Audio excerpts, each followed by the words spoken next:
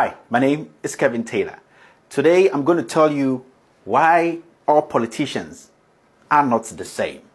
This is the Friday Editorial.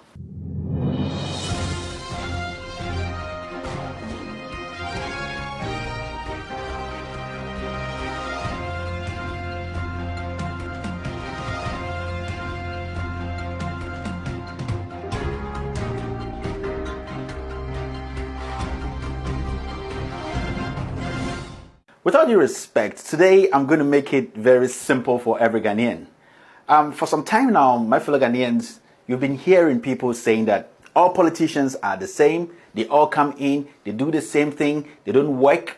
My fellow Ghanaians, those statements are statements from disappointed, and I would say frustrated NPP sympathizers like myself. Yes, they make such statements. Politicians are not the same. In fact, there are some politicians who actually think. Yes, they think and they act. There are other politicians too who also, they actually build because they are visionaries. They build and they think about what they're doing so that in the future, it could benefit the people. These are all politicians. And there are other politicians too who only, they talk. They don't act. They pretend and always make people feel everything is under control. These are the kind of politicians who make some disappointed Ghanaians like myself or some other people say that all politicians are the same.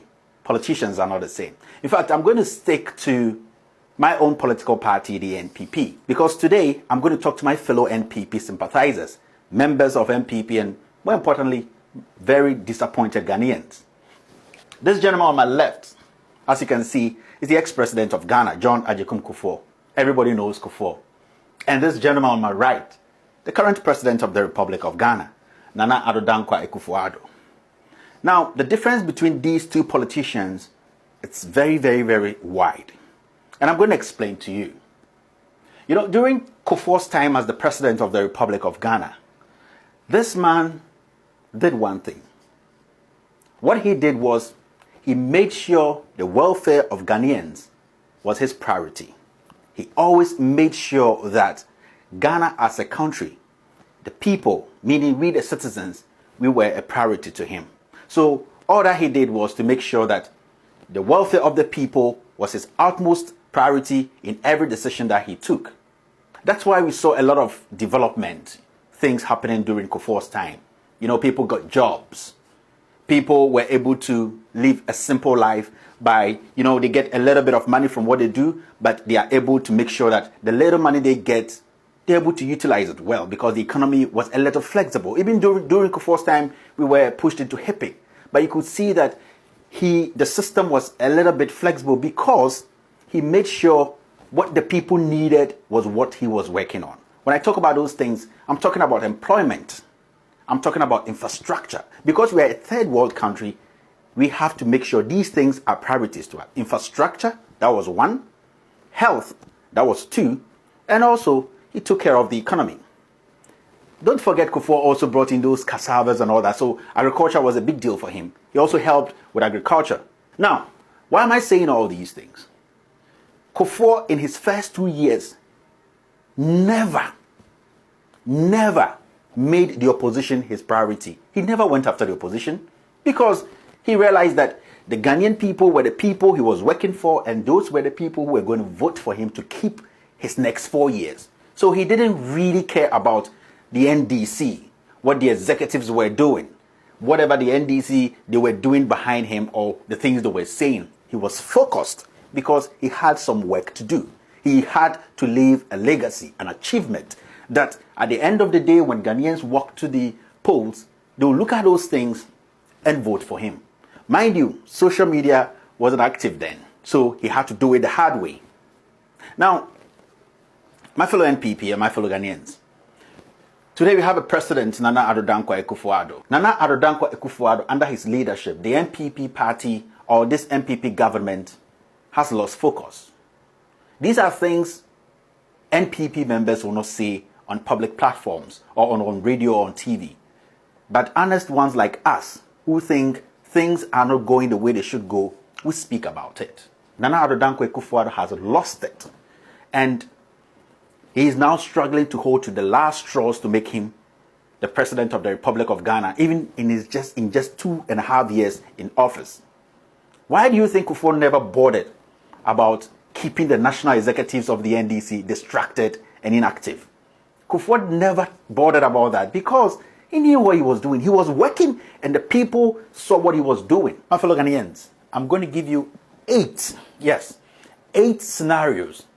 There are possible scenarios that are going to play out before election 2020 because the president, Nana Addo Dankwa Akufo-Addo, and this NPP government are scared and they know they have failed and they know they might lose the 2020 elections. These are scenarios, these are possible scenarios President Kufuor never thought of because he worked for the people, because he made sure the people, the youth, the poor people in Ghana, the ordinary Ghanaian, got what they needed. Kufuor never thought of these things, but Nana Addo Dankwa Akufo-Addo is thinking of these things. These are 8 possible scenarios, and they are not good. It shows that this government is failing or has failed the people of Ghana. They will try and intimidate or distract the NDC executives. Yeah, they will make them inactive. And you see the glimpse of that. They have started following their top executives. It is so petty that the chairman of an opposition party is being followed around, chased around by the police.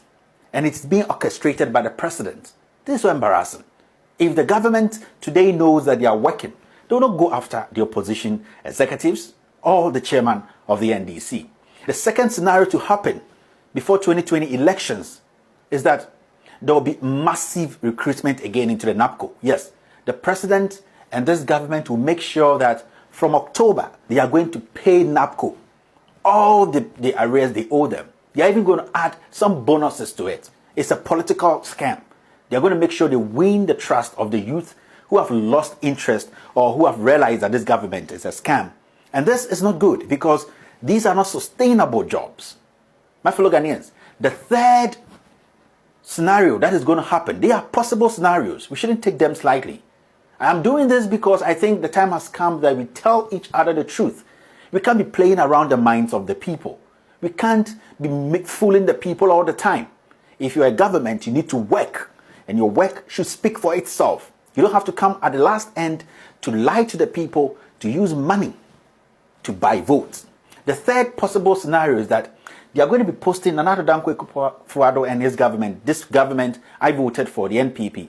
This government is going to post over 12,000 national service personnel into Ghana embassies abroad as electoral officers. Yes, this is the reason why this government is pushing for the ROPA, to make sure that all the embassies across the world, we will vote. And if we have 12,000 electoral officers who are all national service personnel, who were all sent out by this government, you should understand what I'm talking about.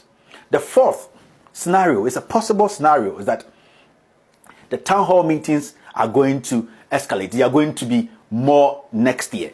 We are going to have more town hall meetings. What the idea behind it is that they are going to be mobilizing the diaspora. They are going to make sure that people not living in Ghana, who are not going through the stress Ghanaians are going through today, the desperation, the hardship Ghanaians are not going today, they are going to go out there, tell those people that, you know what, you people need to make sure that our message resonates, our message is sold to the local people, because you people send money back home.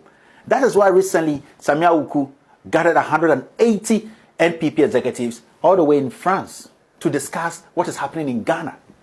My fellow Ghanaians, they went to sit in France as a political party executives to discuss what is happening in Ghana, politics, elections in Ghana. So these are the possible scenarios. This shows that this government is losing it. This government is seeing that they are going to lose the elections. Nobody should come on TV or on radio or in any argument and say that politicians are the same. They are not, because President Kufuor never, John Mahama, they never thought of these things because they know they were working. Especially John Ejiokum Kufuor. John Kufuor knew, because John Ejiokum Kufuor never thought of these things.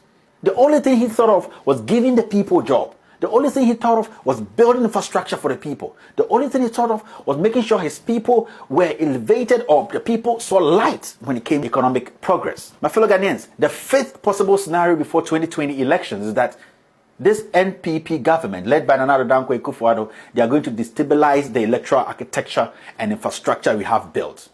As I speak to you, the South Africans are back. Yes, they are in Ghana.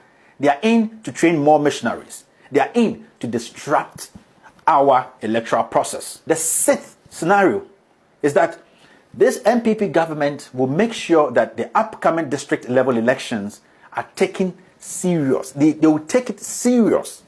It is basically like an general elections to them. You know the reason? The reason is simple. They are going to make sure their own professionals and influential local candidates win all the district elections. When they have all their people at the district level winning all the elections, it's a done deal for the NPP come the general elections, because they will monitor the papers, they will monitor the ballot, they will select who to go man the ballot, they will select which BNI officers, which police officers man those boxes, and you know the results of that. That is the sixth one. The seventh possible scenario to happen before 2020 elections is that there will be unrelenting attacks on President John Mahama. Yes, they will be attacking Mahama, not because they think Mahama is not competent. They'll be attacking Mahama because they know that the legacy John Mahama left behind, the same as the legacy John Ejekun Kufuor left behind, they can't beat it. Kufuor left behind a legacy that we still think of, we still talk about. Mahama also left the same legacy. So what this NPP government led by Nana Addo Dankwa Akufo-Addo, they are going to do is the attack on John Dramani Mahama, who is the candidate for the opposition. They are attacking now, will be unstoppable. It will be coming in. So many things will be cooked up against the opposition leader, all because they know they are failing the people. They couldn't do the job John Mahama and his NDC did over the years they were in power.